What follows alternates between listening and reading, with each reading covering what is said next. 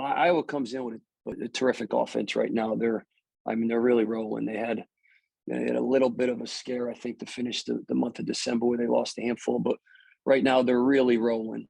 Chris Murray's as hot as any player in the country. He's league's leading scorer. He can score all over the court, and they got good experience. I mean, Rebreka and Perkins and the McCaffrey brothers, even though Patrick's out, but they got so much experience on that team.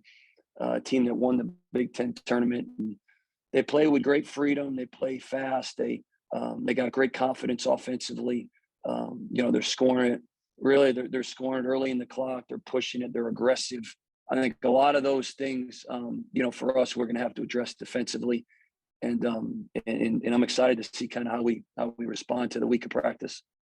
And just Justice for you guys is kind of a cornerstone type guy, and he seems to be really kind of scuffling right now. What can you guys do to help him work his way out of this mini slump, I guess, and maybe get him past some of the frustration he's dealing with, I guess? Yeah, it's frustrating for him. I think we're all frustrated for him. He's put work in. He deserves to obviously play better on game night. But what we tell all of our guys, when adversity hits you, you have to dive into the team. You have to lose yourself in the team, and good things will happen. You'll respond. You'll play better. He had a great day of practice yesterday. I think we're going to challenge him. You got to take the kid gloves off a little bit in January and February, and you got to play well. And he knows that. He's putting the time in, and he's going to bounce back. Just he's got to see the ball go through the net a little bit more, and I think especially early in the game, if he can get it going early in the game, I think he's got enough ability, enough talent to do it. He'll be fine. Thanks. All right, we'll hop over to Adam Jardy with Patrick Murphy on deck. Adam. I apologize. I realized I wasn't on mute there. Hopefully my typing wasn't too loud. Mike, thanks for doing this. Going through this stretch here with 5 straight single-digit losses, like what is the key when you are consistently that close? And I know each game is different, each situation is different, but do you see there being some kind of commonality there that somehow you guys need to find a way to shake off, that the next time it is a single-digit game, you're on the other side of it? Yeah, I think just the overall 40 minutes is kind of what we're talking about. I know sometimes it's easy to pick up a bad call at the end of the game, or a tough shot a kid hit, a turnover here and there. Like those are the obvious errors. But I think the stretch of 40 minutes is what our focus is. And I think if we can clean up a couple offensive mistakes and a couple defensive mistakes in each half, this 5-game swing is a little different. And there's no magic formula, with young guys. It's a process, and we believe the growth that they're making is good. We believe that the adversity they're seeing right now is gonna benefit them. It's just painful. It's painful being in it. There's no doubt, and there's no hiding it. It's painful to see the mistakes for those guys and for us, and we all got to be better. And I think when maybe you win the overtime game, maybe Bryce hits the shot against Rutgers and you win 2 of those. Well, there's still some errors in the first half and second half that we have to clean up. And to go through this stretch, I think it's been great for our locker room. It's been great for our learning. We've got complete attention to those guys, and practices have been good, and we just got to turn the corner. We got to hit one of these and gain some momentum, and Saturday's an opportunity to do it. When you talk about the full 40 minutes and it's not just one play here, one play there, but it's that sustaining that full effort for 40 minutes, does some of that come down to toughness? Do you think are your guys tough enough to do that for 40 minutes? I think there's resilience that needs to probably be better. I think when you look at our defensive numbers, they've improved in the last 2 weeks, even with this 5-game skid, and our offensive numbers have kind of gone the other way. So I think there's a toughness on both ends. It probably relates to each other. You're not making shots as easily, so your toughness can be challenged. You're not maybe it's harder to get open. The flow of the game at Maryland was completely different than a lot of the teams in our league. And then the efficiency of Purdue, the defensive, perfection you need to play those guys. I think there is a stretch of mental toughness it's challenged, and I think we're getting better in that area. I think you're going to grow throughout the whole year. You're going to get tougher. So January and February, you're at your very best, and I think that's the stages we're trying to get to. And I think there's great toughness with Zed Key when he's at his best. There's great toughness with Bruce Thornton when he's fresh, and Justice Suing when he's really, really aggressive. I think there's toughness with all those guys. There's just there's adversity that hits at every point of the season. It doesn't matter if it's us or Wisconsin's lost 3 of the last 4. Michigan's lost 3 of the last 4. I mean, there's adversity that hits every team. Your toughness gets challenged, Adam, for sure. And we got to answer the bell. All right, we'll go to Patrick Murphy with Andy Backstrom on deck. Hey, Patrick. Hey, Mike, thanks for doing this. Going back to Justice, just how important is he to your guys' overall program? I mean, we see what he does on the court, and obviously that's a big part of it. But as a guy who's been in this program, been in college basketball for so long, can you detail maybe some of what we don't see about Justice's importance?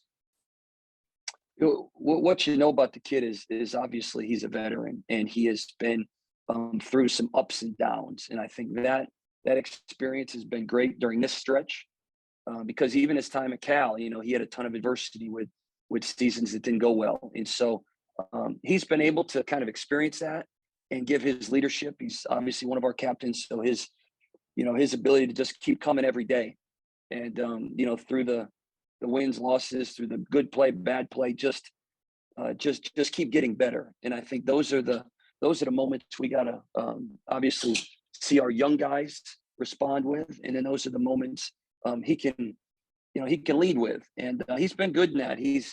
Like I said, he's frustrated, and he's not gonna show it. He's just gonna keep practicing the right way, and I think those behind the scenes conversations and those behind the scenes experiences is what veterans have to lead with. So he's been great with that. He wants to play better. That's where he's at.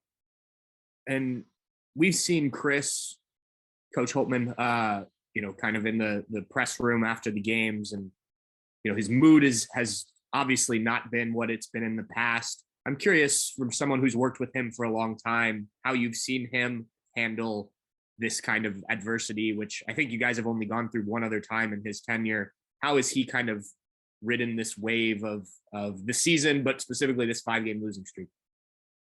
Yeah, Coach is he's a teacher, and he's a positive soul. So everything in the office and in the locker room has been about getting better. And I keep going back to that term, just getting better. And if that means shooting it a little better, sharing it a little better, being a little better in film, our leadership being a little better, he's asking those guys to be a little bit better each day. And you stack enough of those days together, good things happen.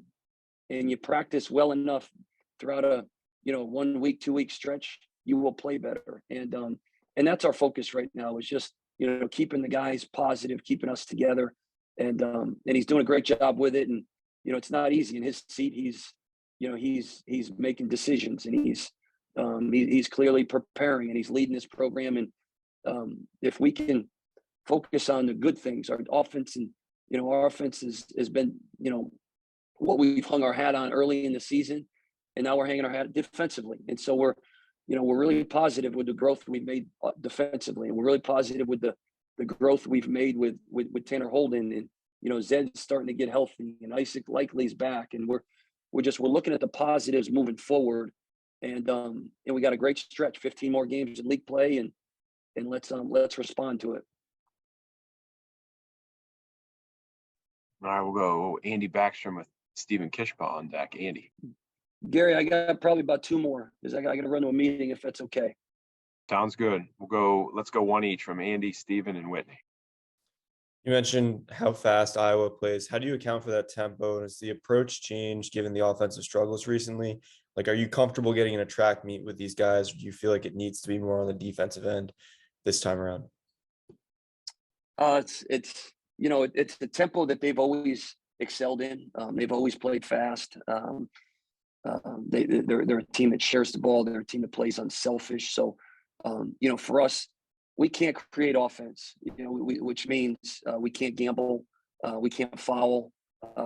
We have to be solid in our principles. We have to clearly have a great matchup with Chris Murray.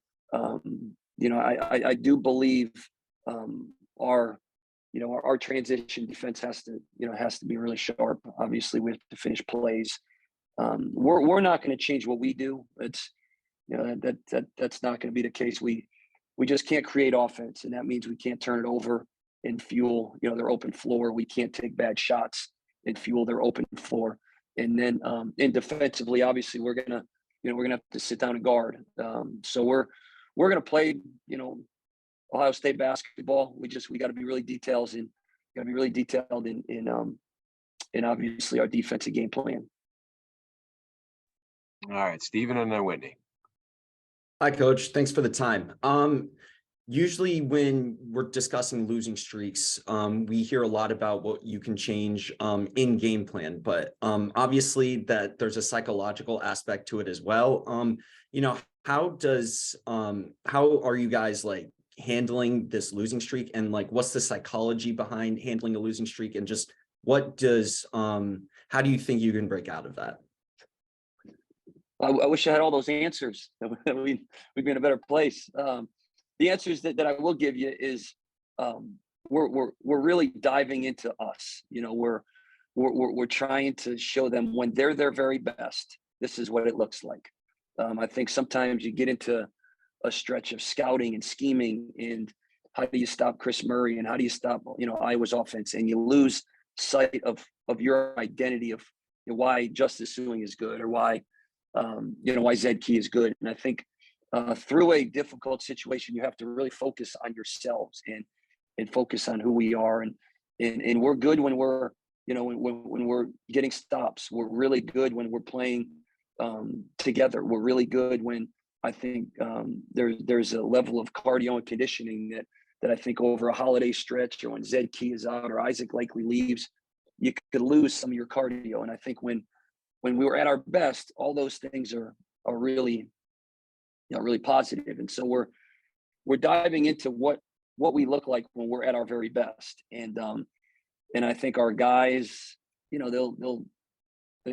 believe at a high level. They're just, they're in a stretch right now where you're playing a couple teams that are, they're just better than us on those nights, and we got to be better moving forward. All right, we'll finish up with Whitney. Go ahead, Whitney. Hey, Mike, thanks for this. Real easy question, maybe not an easy answer. Do you feel like when you guys get that win, the floodgates are going to open and it's just going to really click? There's some truth to that. Yeah, I think, you need success. You can't just give a guy confidence. I wish you could say, hey, you're Justice Suing, here's confidence, or Isaac, here's confidence. You can't just, that's unrealistic. You can't just give a player confidence. You can't give a team confidence. It has to be experienced. And so the win will certainly take a little pressure off their shoulders, and it'll open up a little bit more of that confidence that they need to feel through winning and through success. And so we just have to keep believing, keep coming, that you get enough stops, you make enough shots, you share the ball enough, the good things will happen. And I believe when we find the next win, and hopefully it's Saturday, hopefully whatever it is moving forward, you can't guarantee it, but when they find that success, it's going to be well deserved, and we're gonna move forward and just build on the next one. So I think there is truth to that. Yes.